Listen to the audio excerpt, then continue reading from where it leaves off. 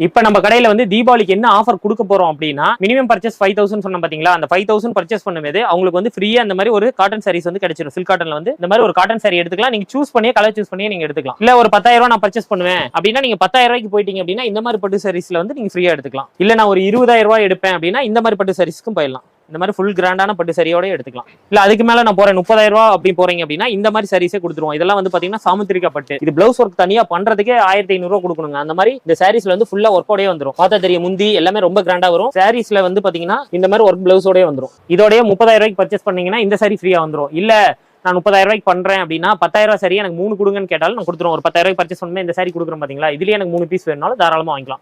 Customer choice தான் வந்து நம்ம ஷாப். அதனால நீங்க வந்து எப்படி ஃப்ரீயா கேட்கறீங்களோ அப்படி வந்து நீங்க எடுத்துக்கலாம்.